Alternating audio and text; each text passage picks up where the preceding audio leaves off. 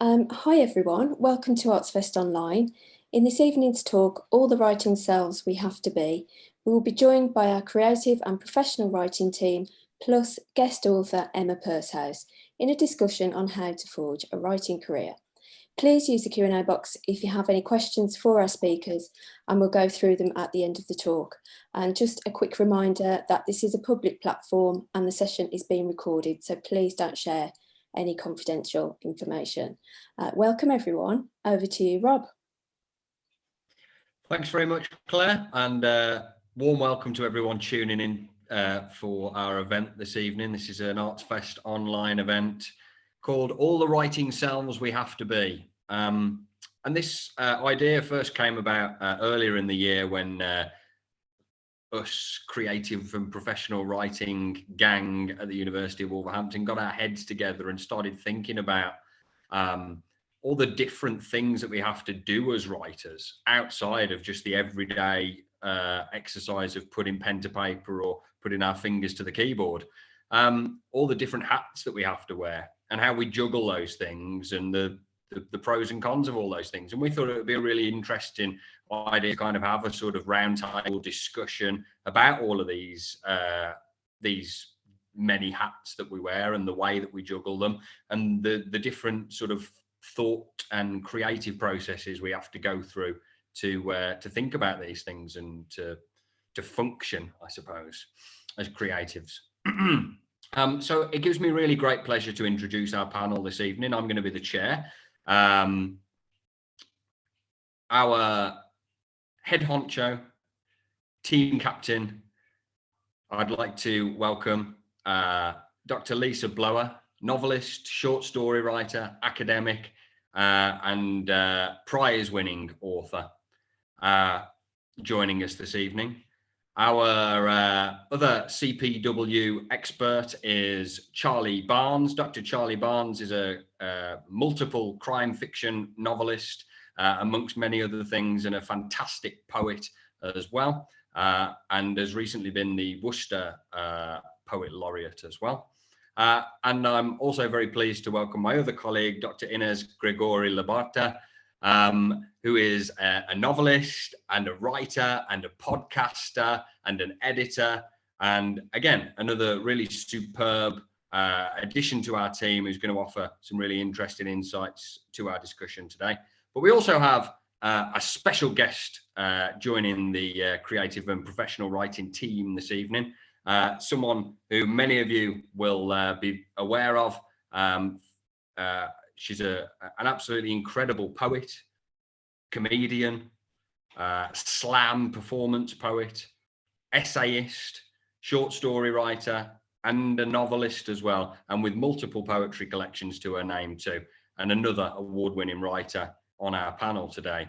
It gives me great pleasure to introduce the City of Wolverhampton Poet Laureate, Emma Purshouse. And Emma, I'm going to start with you because you have recently published a novel by the name of Dogged or Dogged. And we want to celebrate that here in Wolverhampton and have you give us a brief reading from Dogged, please. Okay. Yeah, it's Dogged or Dogged. Both are correct. It's a novel based on a relationship between two women in their late 70s. And I'm just going to, and it's their efforts to protect the contents of a tartan shopping trolley. So I'm just going to read you the kind of opening of the novel. Nobody knew how much Marilyn's bingo win was, but everybody knew that she'd had one. Doreen from up the top shop reckoned she knew someone who was there at the gala bingo when Marilyn had won. It was the national game, 54k, Doreen said. Nancy Maddox wasn't really sure if Doreen knew what the phrase 54k actually meant. Bernice at the pub said she'd heard the win had happened online. Nancy knew this was rubbish, but couldn't be bothered saying so. Rita from Sanger's shop at the bottom of the street said that she'd heard that Marilyn had won at the Mecca and it was only 15,000. Only, thought Nancy. She could think of one or two things to do with only £15,000, even if Rita couldn't. Nancy is considering the bingo win as she stands on the step outside her front door. She takes off her glasses and huffs hot air onto each of the oval lenses, the left one first and then the right. The lenses are held in horn-rimmed effect plastic frames. She stole the glasses out of a bin in Specsavers ages ago where she used to clean. Nancy didn't see it as stealing because nobody had wanted them. She's thinking of going back inside when an ill wind blows down the street. She shudders as Daniel Grundy appears in a swirl of grit at the top of the road. He's unsteady on his feet. For a second, it seems like he'll keel over, but he rights himself. His eyes seem to be rolling in his head. Bits of Daniel Grundy have come loose. Now here's trouble, if ever I seed it, says Nancy under her breath to the greasy breeze. Had a good look, Daniel shouts, before he rattles the letterbox on his mother's front door. He stoops and shouts through the flap, Mom! His voice drops onto the mat. Here's the junk mail that Marilyn Grundy never expected. She's not seen him for how many years is it? Maybe she never expected to see him again. Don't give junk mail out room, Marilyn. Rip it up before it's opened. Bin it. If you don't, before you know it, piles of junk mail will stack up and spill over your table, take over your sofa, fill up your house with unwanted things. The door opens a crack, the smallest crack. A dirty, yellowing dog's muzzle sniffs at the gap, and Marilyn Grundy's washed-out face appears a few feet higher up it. She has dirty, yellowing hair that matches Toby's muzzle. Toby and Marilyn both stand and blink in the light. Hello, Mum. Daniel. A look of shock spreads across her face, briefly, like a cloud might cover up the sun as it moves through the sky. Wonderful. Thanks very much, Emma. That's amazing. So lovely to hear you reading from the book as well. I mean, I demolished the novel in an afternoon. Absolutely loved it. So that's available through Ignite Books, everybody. So get yourselves a copy. A triumph of a book. So let's move on to the panel discussion here, then, guys, and let's open up this chinwag of ours. We wanted this event to be sort of for our students and for our graduates, but also for anyone that's interested in the writing life and being writers themselves. You know, we were just having a little bit of a chat before we came on live, and we were discussing how, you know, so much of the media representation of the arts, especially over the last 18 months, has made it seem like it doesn't exist, or it's in ruins, or it's constantly kicking upstream.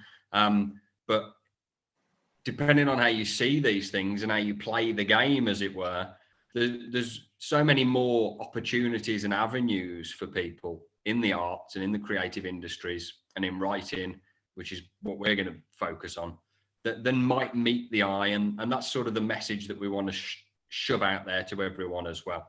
So with that in mind, I'm going to stick with you, Emma, to start with. I wonder, my opening question for everyone, though, is how many writing selves do you have? And what are they? And maybe if you could just say a couple of things about how you go about balancing those and whether or not it's an exciting and fruitful thing to have to balance. Myself, I'm usually named like as a performance poet, but I actually do see myself as a writer, and anything that comes my way that is writing and somebody says, do you want to try this? I'll just go yes and worry about it later. So currently I'm working on a play for kids based on insects. So I'm just writing part of it, which is really exciting. I'm also just doing some performance stuff for a local arts organisation. There are a lot of little arts organisations dotted around the Black Country, and quite often they have work for writers and performers, you know, to get involved. So I'm doing one on with a group about litter picking. So that's fairly bonkers. I run my own events, I set stuff up, I run workshops online. A lot of the work that I used to do, like schools work, has disappeared in the pandemic, but I've been picking up commissions, poetry commissions for different groups and organisations. So actually, there's a lot of stuff out there once you start to sort of dig and see what's going on in your area. So yeah, that's multiple things, whatever comes my way, and it just makes everything really different, every day different and interesting. Beautiful, thank you. I wonder whether any of this chimes with your thoughts as well, Lisa, with how many different writing selves you have to be. Do you share Emma's vision in terms of I'll say yes and worry about it afterwards? Yeah, we do that all the time. I'm still getting over bits of Daniel Grundy have come loose. I love that bit. I just thought it was brilliant. It's what writers do, you see. We beg, borrow and steal from other people. We do. I think as a writer, you have to be rather shameless in a way, and particularly when you're starting out, when things come along, and even if it's for an Argos voucher, you have to kind of say, yes, I'll do it, because it's all about building your profile. And also just giving things a go and having the opportunity to do so, and also not telling yourself that, oh, I'm not a poet. If somebody says, because I'm really after a poem for this, give it a go. Don't sort of, do you not think, Emma, in that sense that, I mean, I know you're probably, you do a lot more mediums than I probably cover. I'm very much a prose writer in a way, but then I'm going into creative nonfiction, and you and I shared the platform with Common People, which then opened more doors and other things, didn't it? Yeah, absolutely. I know I tell people I do mentoring, that's another string to the bow. And I always tell people, don't pigeonhole yourself as a prose writer or a poet. If something comes your way, take it and do it. So exactly what you're saying. And you never know what one thing leads to another. Do you know what I mean? And I think, I just remember, just sticking with Common People for the moment, I shied away from anything that was creative nonfiction, memoir. No, I'm not going to write about me. But actually, that has opened more doors in a way. And, I've now started to write the backwords for the new issue, which is the glossy for the big issue, because I'd written some short stories for that. And Kevin Goppel, who is the editor there, said, actually, Lisa, I think you've got quite a natty way of of looking at things, and maybe you could do the backwards, which is a column. So, that's what that's led to. In terms of all my writing selves, I balance them terribly badly. I really do, but I give it my best shot all the same. What am I doing at the moment? Well, Pondweed, the paperback, is coming out in July, so we've just done a proofread for that. But on the back of that, it means that you get commissions to write short stories for glossies, so people can give you everything is about trying to sell your book. So I've just had a commission from Good Housekeeping. Who would have thought it? Me and Good Housekeeping. My mum will be proud, to write about cars, because Pondweed is obviously a journey novel, so that's something I've got on the burner. As I say, I'm just doing the new backwards for the new issue. I'm working on a new novel. I've got another short story commission, which is with the West Midlands Readers Network, which I believe you've done before, Emma, where they marry you up with a book club, and the book club decide what you're going to write about. That's great fun, really good fun, because you just give all these bonkers ideas, to work with. So I'm doing that. I'm also an Arvin tutor. So for those of you who don't know, the Arvin Foundation offers creative writing retreats at normally three beautiful centres in these rural idyls in the UK. But obviously with the pandemic, what Arvin has done is moved to a fourth house, an online house. So all of us tutors are now working online, and we're delivering week-long retreats and also masterclasses. And so I'm preparing for a new masterclass, which is coming out in July. I'm also on the board of trustees for Writing West Midlands, which I think Emma and I will talk about a little bit more later, because that's really important for you guys who are graduating from Wolverhampton and looking for some support. The Literature Development Agency is on your doorstep, and ready for your knock, ostensibly. But yeah, that's where I am at the moment. Lovely, lovely. And Charlie, let's move on to you next, please. How good are you at balancing your different writing selves? Sometimes not very good at all. I think it's kind of a skill in itself to have umpteen writing selves to have to juggle, which you struggle very much so to juggle, but it's a particular skill that you make it look like you're not struggling.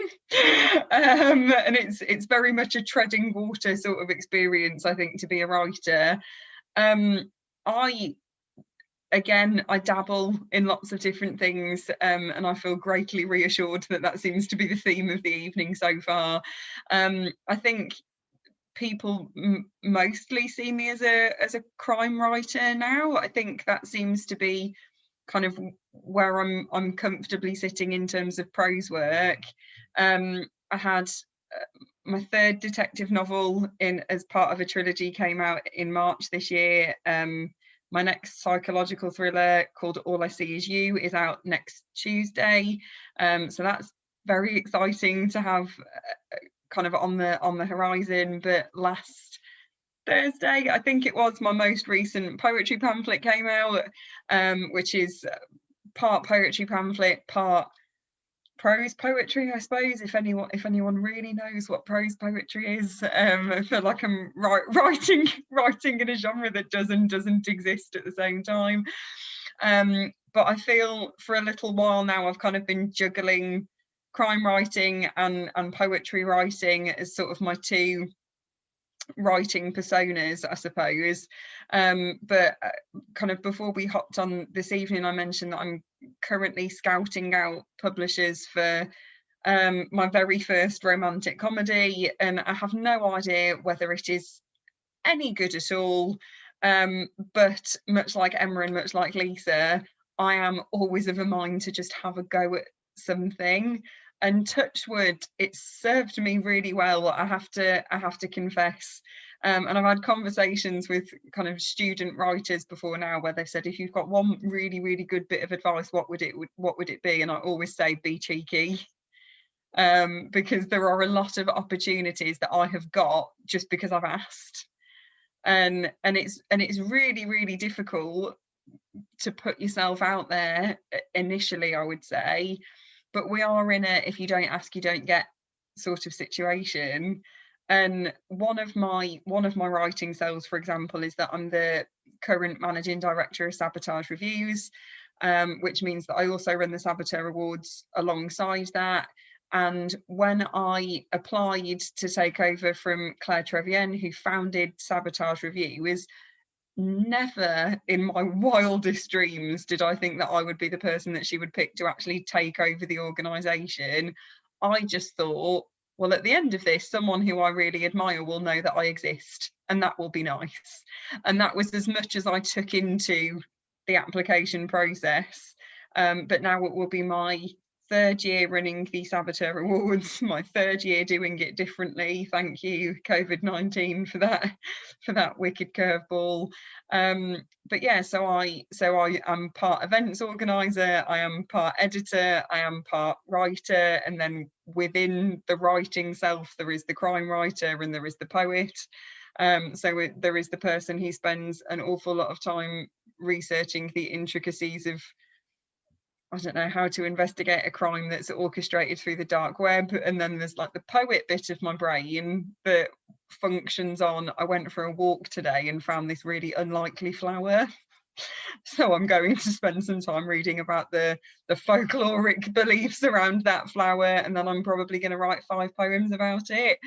And it is, I think, challenging to have like a dual personality when it comes to your writing, because it can be challenging to build a following for both things, and how you build a following for both things without becoming essentially some sort of marketing exec. But nevertheless, that is another part of being a writer, being able to sell yourself to people who didn't know your poetry existed or who didn't know your prose work existed. And you know, as it turns out, it's part graphic designer and part, I don't know, promotional advertiser and all of these other kind of various intricate bits and pieces that go into getting a book out there and getting a book noticed.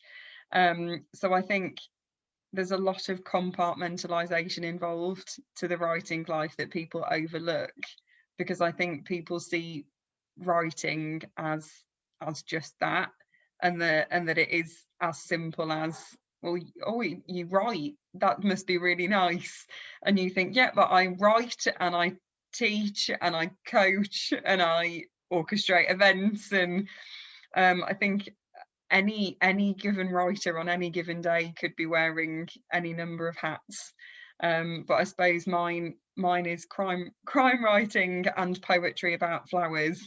At some point, those two things may well merge, because there are umpteen poisonous flowers that just go untapped in crime fiction. So there might be some sort of a crossover at some point in the future. Hopefully, the next time we do one of these panels, I will also be romantic comedy writer extraordinaire.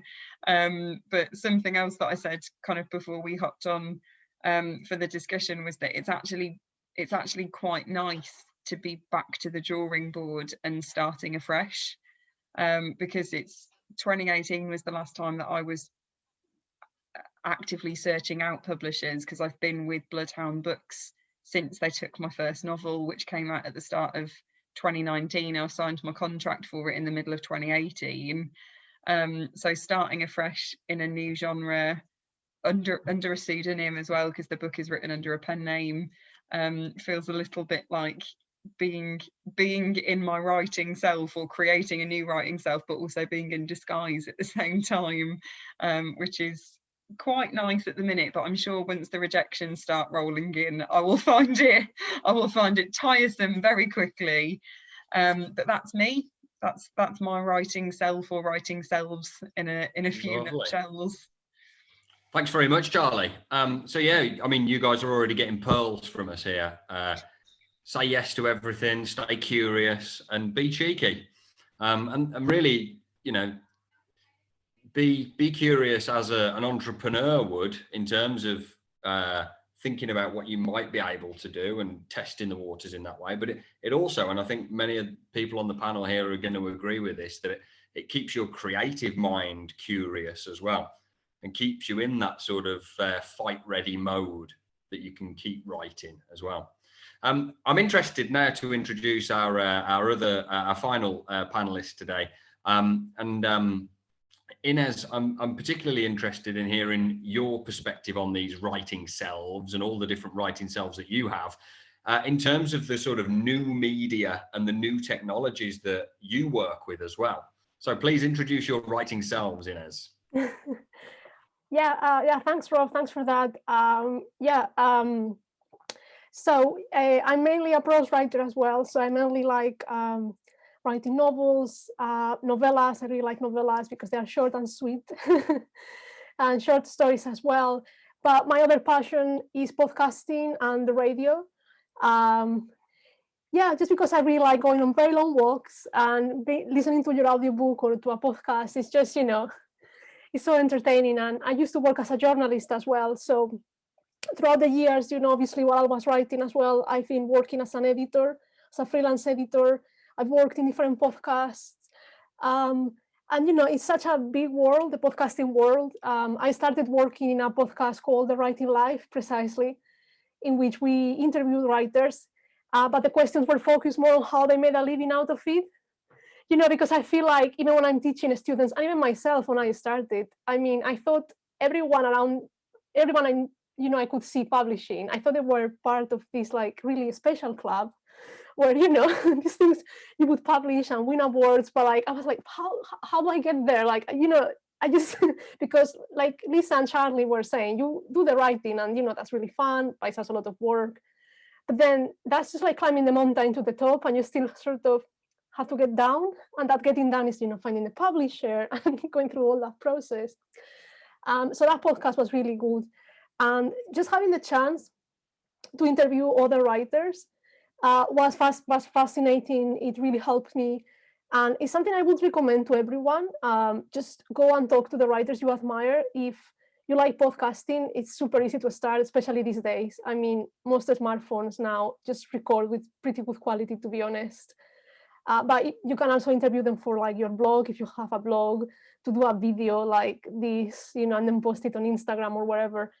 And it's a really good thing because, first of all, after all these years, you know, interviewing authors and working different podcasts, writers generally love to talk. So it's very rare that a writer would say no to an interview. All the times I've asked, they are pretty happy to, you know, to talk about their books and to talk about what they are doing. And they also appreciate it when you are also a writer, because I think we come up with you know, interesting questions about the craft, about, you know, the behind the scenes, if you want.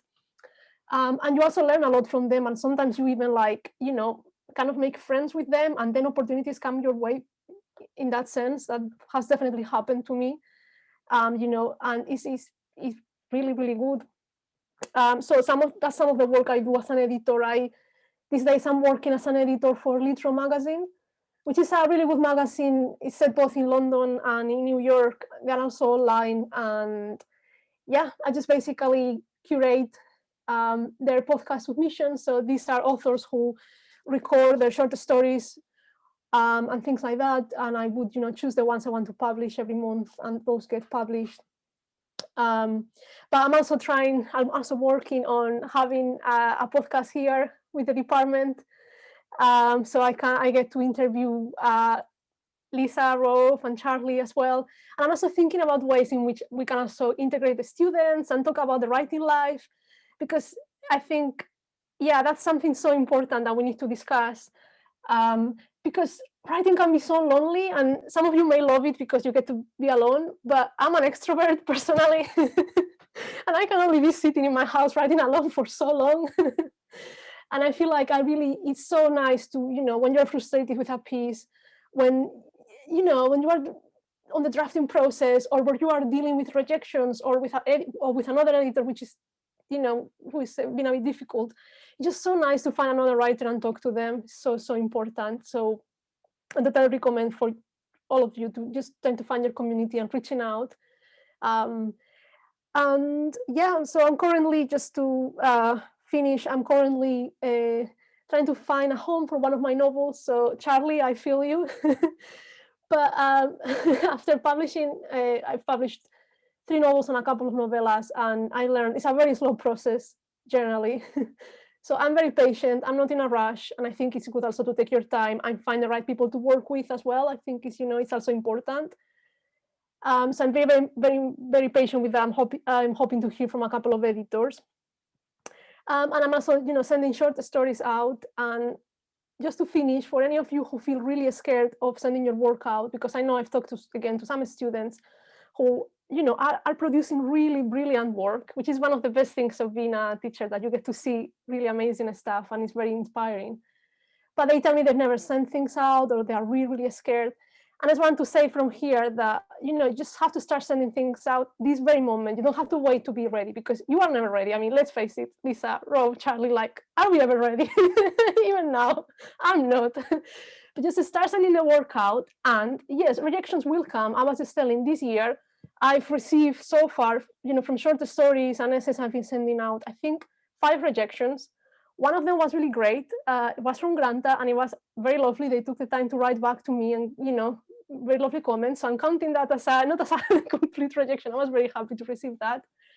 And only last week I got my first acceptance, you know, and I think that was like the 7th time I sent something, and that's the life, isn't it, guys? It doesn't matter where you are in your career, you're always getting that. And rejections, yes, they're hard, but I think the more you receive, the less they hurt. These hurt a teeny tiny bit less.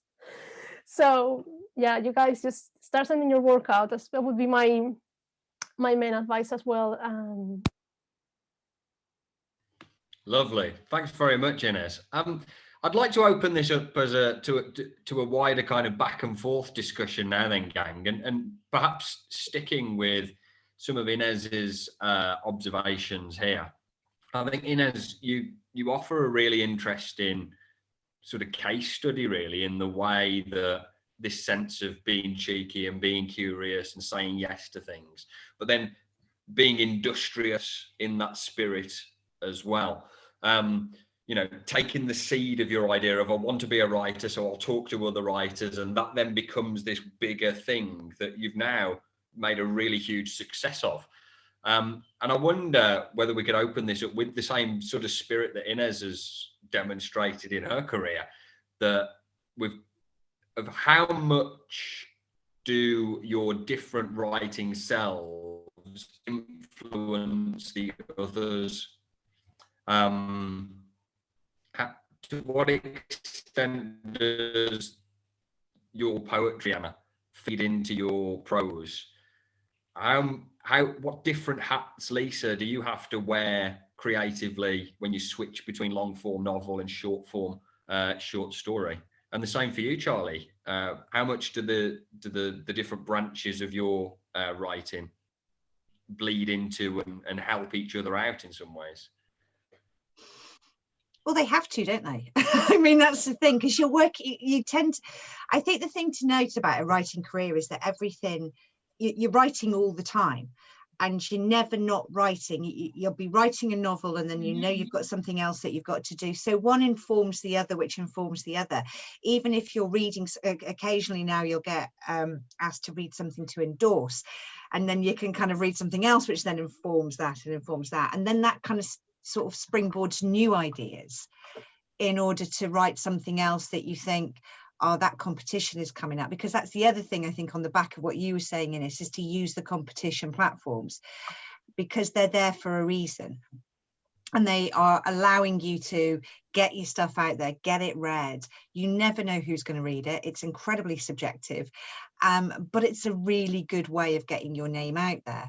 And there's lots of subsidized fee, so non-fee paying bursaries to enter competitions now, because there was a big kickoff about 12 months ago before the pandemic about how expensive competition platforms were. So I think it is just going on that basis, isn't it, of getting yourself, identifying areas, but then at the same time knowing that what you're writing is always going to influence something else. I mean, I can hear your poetry in your novel, Emma. Absolutely, yeah. I think Emma's frozen. Oh well. Okay. Well, hopefully we'll get Emma back in a no, second. oh, what a shame. But it's the same for you, isn't it, Charlie? I mean, you're flitting from crime to Selves, but you're also doing stuff with Tortive Theatre. Yeah. And like the Saboteur, the Saboteur Awards, which are really big, and that's celebrating everything independent. Yeah, completely.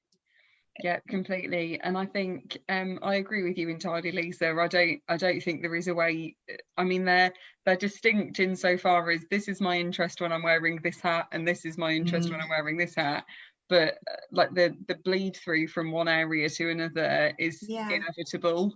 And I think from every area where you do one thing, you effectively gain a little bit of information to take into another thing. Even the Saboteur Award stuff, for example, I didn't have a clue what Arts Council applications were like until I did my first 57-page one, which felt a little bit like a baptism by fire. But once I'd done that once, I then had the skill set to do it again. And then since then, applying for funding for other things, completely separate projects that don't have anything to do with sabotage at all, hasn't seemed all that daunting. And I'm involved with Tortive Theatre at the moment, which is wonderful up and coming predominantly online theatre company, because they've kind of been born in the time of COVID, as it were. But the only reason that I got involved with Tortive Theatre is because I'm the writer in residence for the Swan Theatre in Worcester. And that was where I met Ben, who runs Tortive. So now one has directly fed into another, insofar as I'm still working with the Swan and I'm still getting commissions through the Swan, which is lovely. But I'm now working with Tortive on a competition that we've had up and running for nearly 12 months now. And now that competition is established, we've actually taken on 2 interns from the creative and professional writing cohort at Wolves. So we're able to kind of put together some outreach stuff in that in that respect. But in doing that, Ben, who is the artistic director of Tortive, he and I are now teaming up on another thing altogether, which we're hoping will actually be a print journal rather than something digital. And the competition we set up was flash fiction, whereas the print journal will be made up of short fiction and essays and reviews and kind of more non-fiction stuff. And this is where we kind of swing back full circle, I suppose, to what one or two people have already said about just being open to suggestions and just being open to opportunities kind of as they arise, but also working with other people who are of a similar mindset. Do you know, like, it is a running joke between Ben and myself that we leave every meeting with about 1,000 other things that we think, oh, that's a really good idea, let's also put that on the to-do list. So I think, yeah, it is completely inevitable that one area of your life will kind of feed another. And even in terms of sort of not even just the more industry elements, but also the different hats you wear as a creative writer. Do you know, I have flower poems that are also about crimes occurring. I don't yet have a crime novel that is hinged on anyone being poisoned, but you know, that's not to say it's not something that I won't entertain for the future. So yeah, absolutely. I think it is part of the writing life that yourselves kind of bleed together at one time or another. Do you find something similar as well, Emma? We were just asking before we lost you, and now you're back. Sorry about that. Is there a sense that one thing can enable or energize the other thing? Lisa was saying that she can definitely hear your poetry in your novel, and vice versa as well. We can hear your novel in your poems to a certain degree as well. I think, like, you've got a couple of different voices that you probably use within your writing, and they do bleed and sort of overlap. But I just wanted to pick up the idea of collaboration that Charlie was talking about. I think that's so important as a writer, to do that collaborative stuff with other art forms as well, and that's been really productive for me, generating ideas as well, but also opening up new networks. And writing is all about networking. It is. The more people you know, the more people you engage with, the more stuff that comes back. And the other thing that I've found really useful, I'm part of a poetry collective called Poets, Prattlers and Pandemonialists, and since I hooked up with two other poets, we've pushed each other to generate more work for ourselves as a collective. And that support that we've got for each other is really useful, because, you know, you get a knock back and there's two other people to pick you back up again. So my advice there would be, that's not a bad idea. You know, hook up with some other writers and see what you can set up for yourselves. And as our collective, we've gone and got some work recently with things like West Midlands Trains to do a project, and we've managed to get funding to do that, and we've managed to get other writers on board. So, you know, be giving, because it comes back quite often. That's part of it, not just cheeky. Be kind to people and look out for other writers, and I think that can really help. I think that's a lovely message to send out, Emma, as well. And again, it's something that so often gets overlooked in writing. You know, we've all mentioned this before, that so much of the perception of writing, and indeed it is in reality as well, to a certain degree, that we're on our own, we're in front of our computers, or we're there with our notebook and we're writing. But, you know, so many different arts movements and musical movements rely on that collaboration and rely on that networking approach, and have set themselves up as these big movements that push themselves forward. I think the Pandemonialists are a really nice example of how that works out creatively, in the way that the atoms bounce off each other, but also as a sort of entrepreneurial, professional quality as well. Playing that out and being kind of giving, like Emma says, is just such sound advice, practically and spiritually. Yeah. Can I just pick up on something as well that Emma said, because I think this is really good advice for those of you who are graduating, or for those of you who are looking to get some money for something.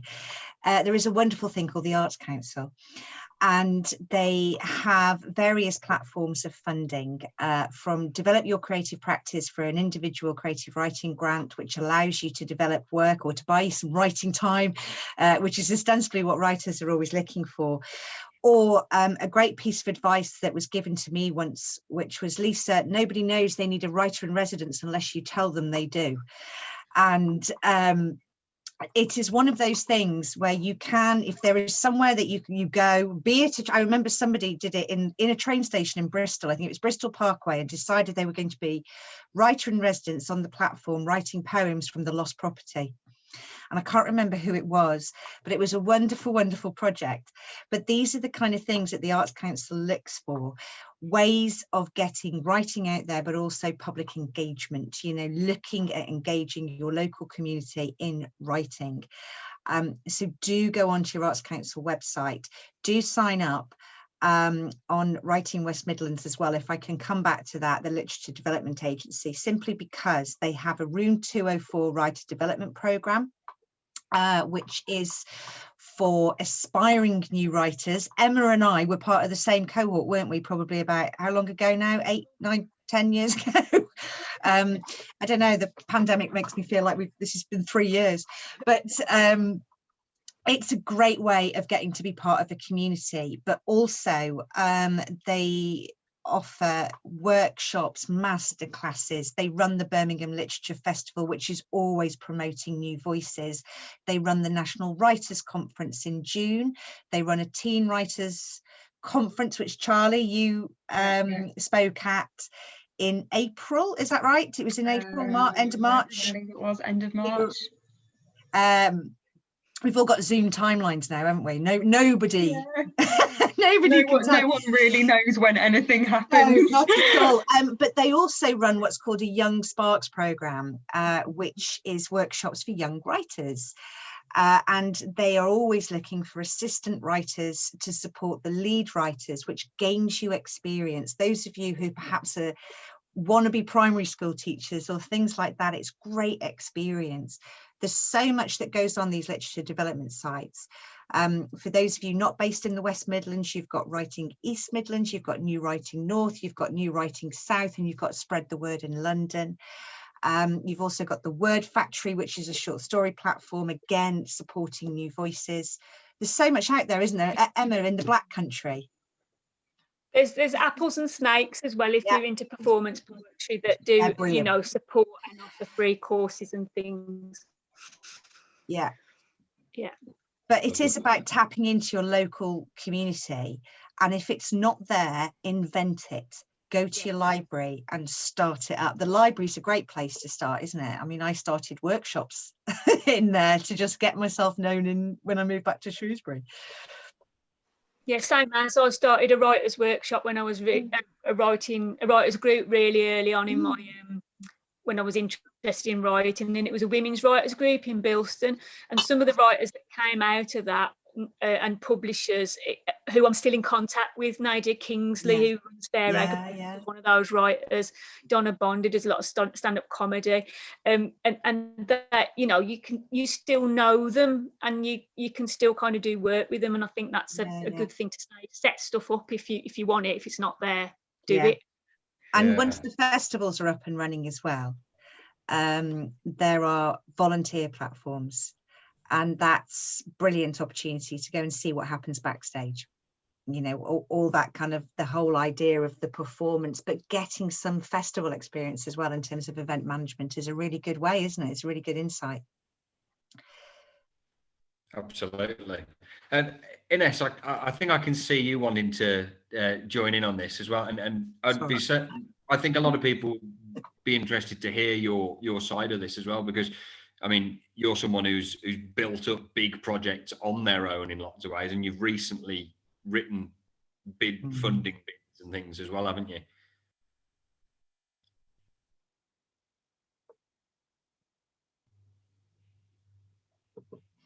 can't hear you. We've lost your sound, Inez.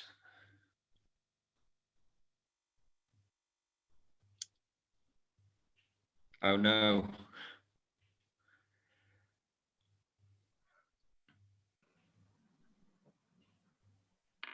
No. No, we're gone. Oh Oh, no. what a shame. Yeah, well, I suppose there's one final question before I want to bookend our event with a final reading from Emma's novel. But I wonder whether people might say something a little bit if we just go round from Charlie, Emma, and Lisa about what you need to be alert to and aware of in terms of the public and the private when we're writing. Emma, obviously, you and Charlie and Lisa as well, you've all been writers in residence or writing laureates of sorts. And sometimes that's a complex relationship with a particular place or a particular institute, and you need to be cautious of being true to yourself, as it were, but also alert to the things that people expect of you, I guess. So Charlie, maybe we could start with you.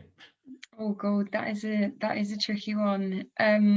I was really fortunate when I was Worcestershire Poet Laureate in that it felt quite open-ended in terms of the things that I was able to write about, which was lovely, and it gave me an opportunity to explore the county in a way that I really hadn't before, and I think people were quite appreciative of that, or that's the impression that I got from like readers and listeners, is that they were appreciative of that, which is lovely, and that kind of gave my work a focus for that year, which I was also quite grateful of. I think this was a self-imposed pressure. I can't kind of underscore that enough, but I think what I struggled with so much in having like quite a front-facing role, I think what I struggled with most was what I believed the expectations were in terms of what I would get done with the time that I had. And I felt very, you need to do this and you need to do that and you need to do the other, because there's, I don't know, it just felt like a little bit like one-upmanship, like so and so did all of this with it, so what can you do with it that is as good as what other people have done? And I think, have you shared similar experiences with your recent commissions and other residencies that you've done, Lisa? Yeah, I mean, it's you've got to kind of be prepared. You've got to be prepared to also do something that's relatively unique in order to get people to kind of engage with you.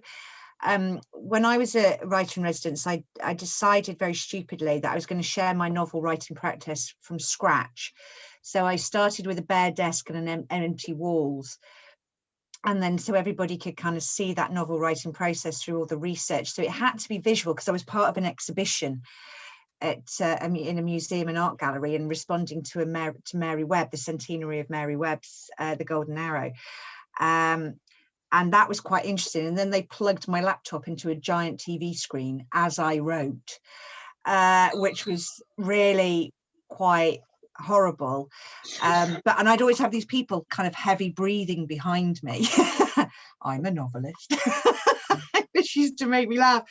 But yeah, and I mean, that's the thing though, they are quite joyous in the sense that you get to do something really crazy and unique, but then that's something to tell somebody else when you apply to do something else, you know. And as I say, you never know who's breathing over your shoulder. That's it, just adds to the building blocks, doesn't it? Yeah. It looks like we've got Inez back. Have we got sound with Inez now? I hope so. Can you hear me? Yes. Okay. Let's rewind very quickly and go back to that initial question with Inez around what were we talking about now? I just wanted to make a note on volunteering and, you know, that as a form of experience being a writer, but just wanted to also acknowledge that as writers we also need to get paid. And I think that would be a very good piece of advice as well that I would like to give to my younger self or to anyone wishing to make a career out of it, because I'm pretty sure you guys agree with me. by such a delicate balance, isn't it? Because on the one hand, like I've done so many things for free that I'm so glad I did them because of, you know, the opportunities that came after that, people I met, etc. But there are also times when you feel like, yeah, I would love to do this, but I would also love, you know, to pay rent and eat, and for that I need money. And I think it's very important as well to, you know, obviously when you are starting, it's more normal to do more stuff for free, of course, to gain that experience. But I feel once you get to a point as well, it's very important to ask the people who want to collaborate with you to pay you fairly. And not, you know, especially, it depends who you're working with. And I guess Lisa, Charlie, Rob, Emma, you can pitch in here with your own experiences. But I feel like if I'm working with an organization that I know makes money and stuff, then I want to get paid fairly. And it would, I mean, and many times they assume I would do it for free, which is not great. And have the courage to ask. It's so important, not only for you, but for everyone else, for all the writers, because, you know, it's something important. I have a kind of a rule, and I don't know if you guys have other rules or tips on this, but my rule is if it's a one-off and I really like the project and I really like the people, I may do it for free, you know, but if it's something continuous, then I really have to be involved in that project. And I have already so many projects of my own that, you know, time is scarce. Then I would prefer to, you know, I would ask to get paid, I think. But yeah, how do you navigate that? Because I feel like freelancing, I mean, this is something you always encounter, don't you? I think in my kind of like industry background of it, it's been really helpful to know and very quickly learn that there are kind of different flat fees for different types of writing. Yeah. Because there are things in certain aspects of writing where I've acknowledged and accepted that I'm not being paid huge amounts simply because there's not huge amounts of money available. And then that comes down to, well, I want to be involved with the project, or, you know, any other number of reasons why you might go into it kind of with your eyes open in that respect. But I remember, and like I won't name the organisation because it doesn't feel entirely appropriate to, but I remember doing some content writing work 4-ish years ago now, where I was brought in as kind of an external contractor, and during the interview they said, so our external contractor fee here is £250 a day. Does that sound about right to you? And I thought, I'm sorry. And that was like the first job of that kind that I was doing. So it blew my mind entirely that there was that sort of money available, but it was a huge organisation, and like you said, Ines, it comes down to kind of having an understanding of, I suppose, what people can pay you, and learning to accept the different degrees of that come with different styles of writing in different industry sectors, I suppose. Yeah. And I think quite a lot of this comes back to Emma's original point as well about being nice. You know, not only are you trying to feed yourself, but you're also propping up a whole community. Exactly. By taking on work that at an appropriate level. I'm going to take this back to our special guest Emma now for a couple of closing remarks and a final little reading from Dogged. Emma, can you give us a couple of top tips for the students and the graduates and people listening that want to get into the writer's life, and then we'll close this session with another reading? I think my top tips probably would also be to send stuff out, exactly what was said earlier. If you don't put it out there, nobody can see it. And always remember, if you enter a competition, you never know how close you came to being shortlisted. If you don't win something, it isn't because it's bad writing, it's because there's a lot of entries and they can only pick 3 or 4. I judge competitions and I see stuff that I absolutely love that can't win it because there isn't that much scope to do that. So just keep sending your stuff out. My first novel, this, has only just been published on, how old am I? 54 now. and it's taken me that long to get a novel published, so don't give up would be another bit of advice there. So yeah, that's my top tips. Lovely. And give us one last blast of dogged then, please, Emma. Okay then, here we go.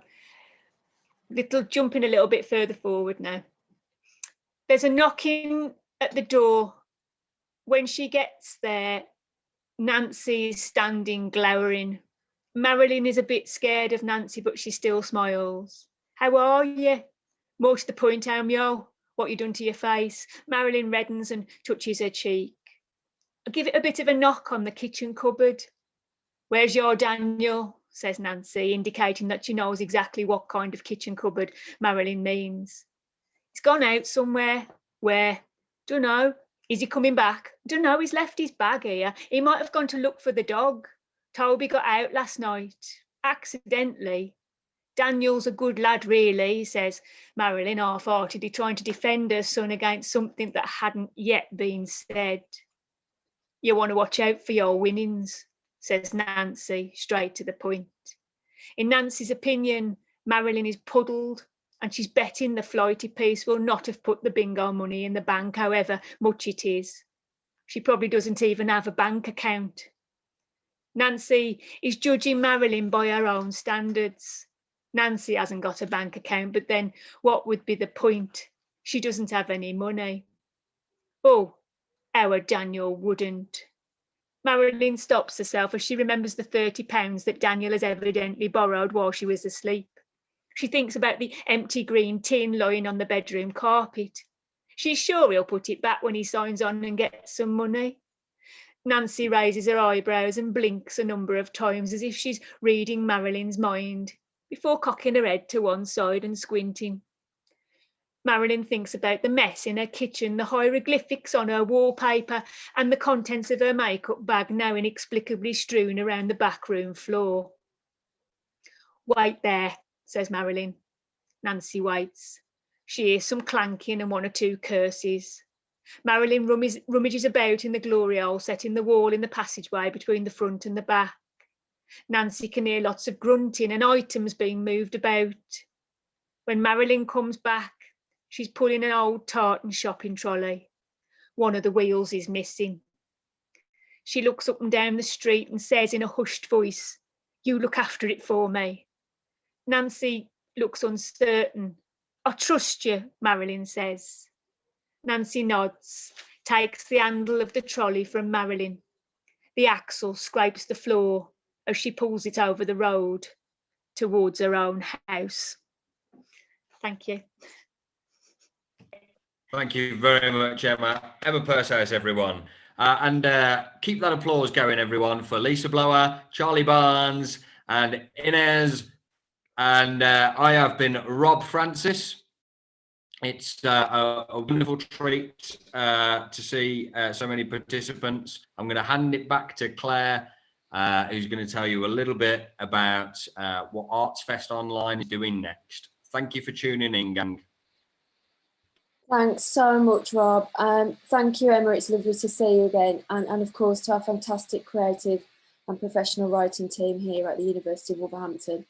We hope you all enjoyed that at home, some great advice there.